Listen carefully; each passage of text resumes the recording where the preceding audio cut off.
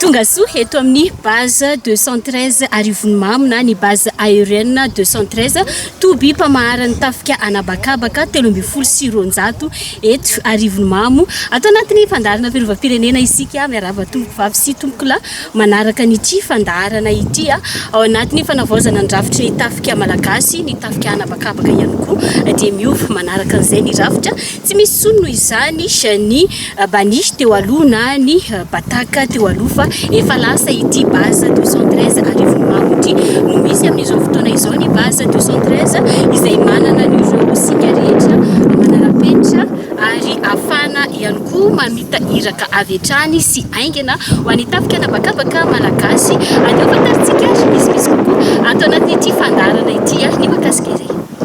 Ao anatin'ny fanavaozan-drafitry ny tafika malagasy mipaka amin'ireo etat-major telo araky ny tapaka teo anivo ny filan-kevitry ny minisitra dia natsangana ny base aérienne 213 izay taratry ny fanavaozan-drafitry ny tafika anabakabaka. Eto Arivonimamy no misy ny tobi-pamahara ny tafika anabakabaka 370 fitambaran'ny bani sy ny bataka teo aloha. Generaly Rakotonirina Richard, ministry ny fiarovam-pirenena no tonga nitokana ity toby ity.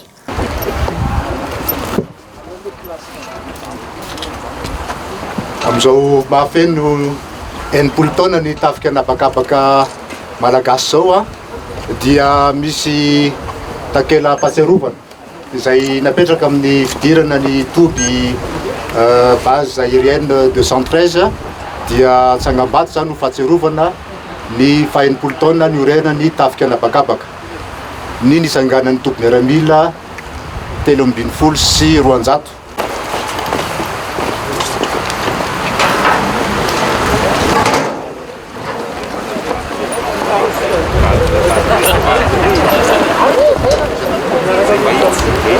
Famelomana indray na koa fanomezanaina ny tafika anabakabaka ny fananganana izao base 213 izao. Ny tafika anabakabaka izay manamarika radio ny faha-80 taonany. Tao anatin'ny 80 taona dia nisy tokoa fandalovana maro tokoa na tamin'ny andron'ny na foroan'ny premier resaka mamony resako voaloha tamin'ny 1961 ndray io tamin'ny nateo amin'ny amiral Didier Tsiraka tamin'ny 1975 izay nazona fiaramanidina maromaro indrindra fiaramanidina piady fa ankehitriny kosany dia hitako nanomboka tamin'ny 2019 nateo président Andry Rajoelina izay nanomezana anay reto fiaramanidina reto izay hitanareo eto orinako eto miaraka amin'ireo sisina izay azonay dia efa miova tanteraka zany fomba fiasa zao fa tena mezaka zay anome fahafapoa na mifandrimpahalemana na fahafapoany izay mila anay indrindra ao niveaun'ny gouvernement rehetrarehetra na izay mitady anay. Raha iresana base 213 dia faritra Arivonimamy nge zany satria aty Arivonimamy misy lizy faritra tasy mahazo tombontsoa voalohany. Faharoa malalaka be ty Arivonimamy ty ary eto azo naovana zavatra be dia be mihitsy betsaka ny zavatra azo atao eto na ny firena malagasy mihitsy azo naovana zavatra be dia be. Raha ny vinanasa mbola isy ireo fotodrafitrasa samihafa ho apetraka ato anatin'ity toby mpamaharana 370 sy 200 antafika anabakabaka ity.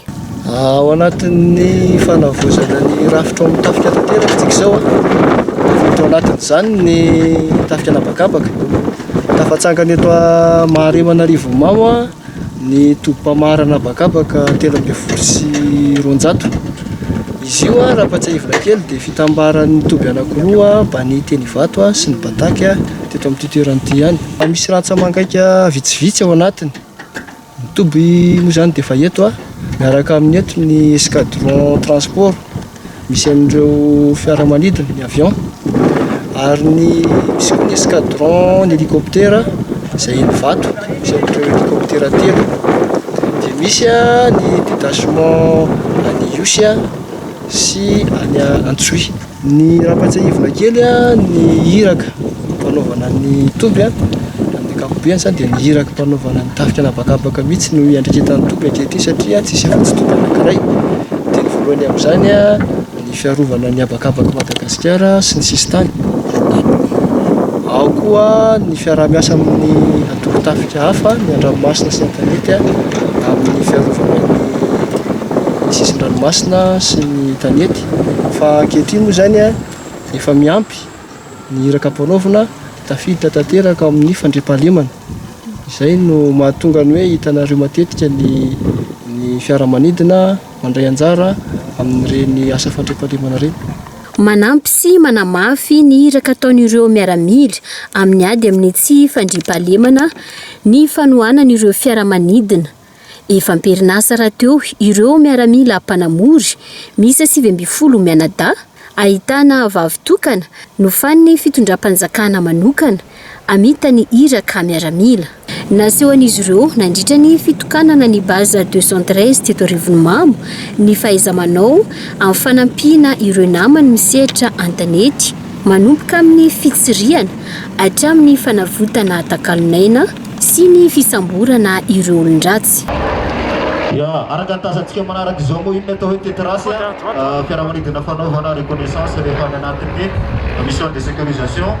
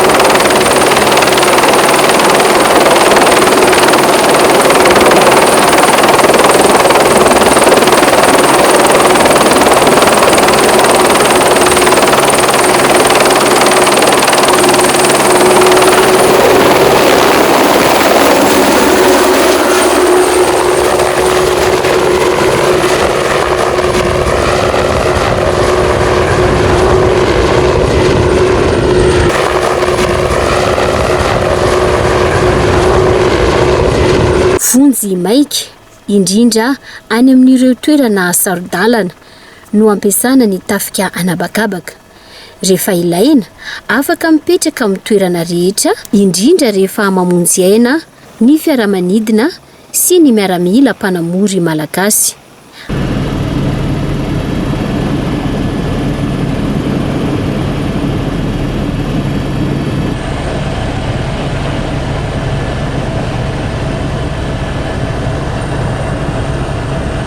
Maro sy tambosaina araka ny fanoresantsika tato amin'ny fandaharana ny asan'ireo mpanamory sy ireo miaramila eo anivon'ny tafika anabakabaka.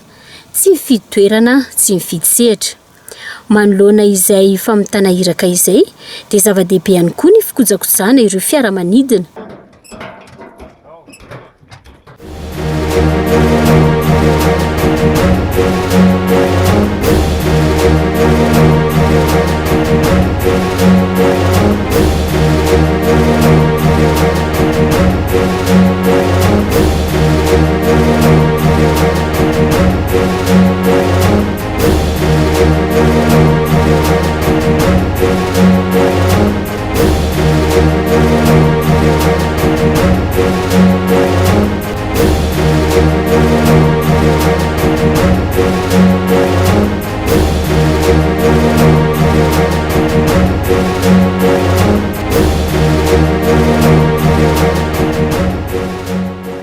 Tompona amin'izany ireo mécaniciens. Adjudant chef tout Alexis, le béni fikirakirana ny avion Cessna eto amin'ny base 213 Arivomamo.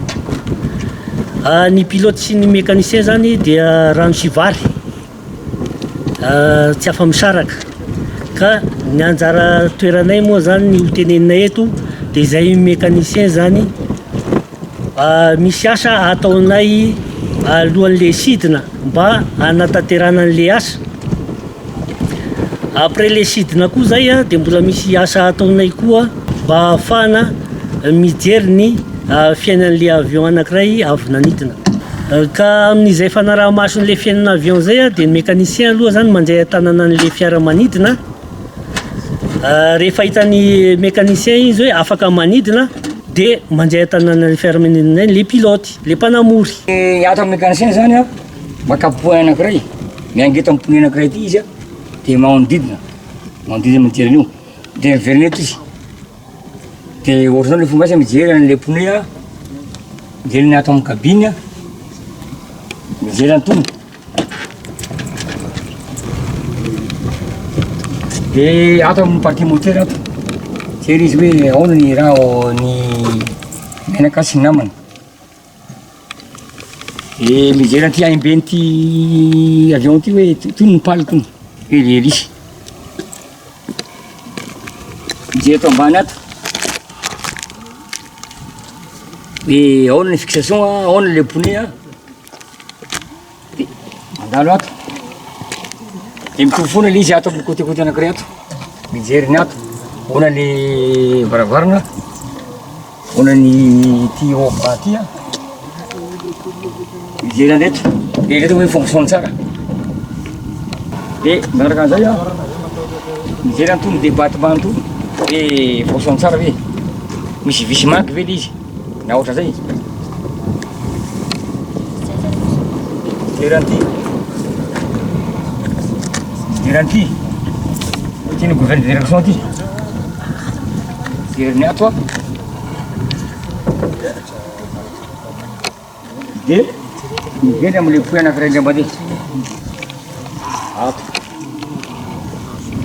Rehefa koa zany mécanicien dia anjara prouvé magnaraka. Toy ireo mpanamory nahazo ny anjara fiofanany ihany koa ry zareo mécanicien eo anivon'ny tafika malagasy, entina manatevina hatrany ny fahaiza-manao.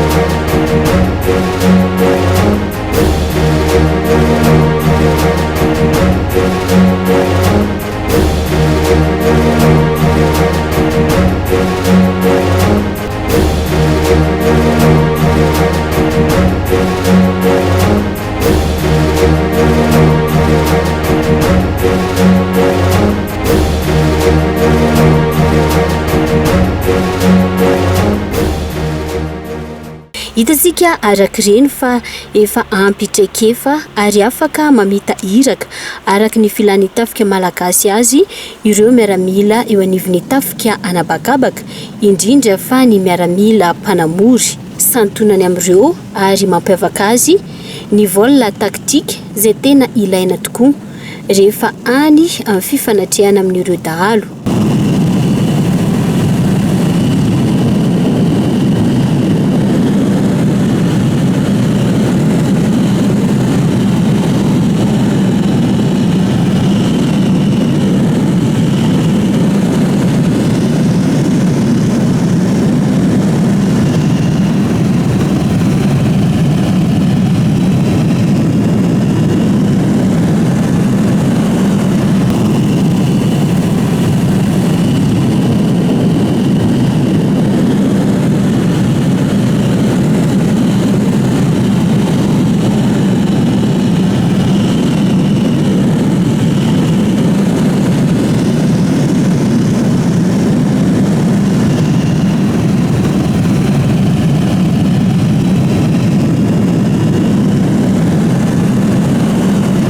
Raha tsy hivina ny 17 abrily 2025 no niforona ny tafika anabakabaka malagasy saingy no ny fisiany amiana ara-pahasalamana sy ny fioboana dia zao vao nankalazaina ny 40 taona.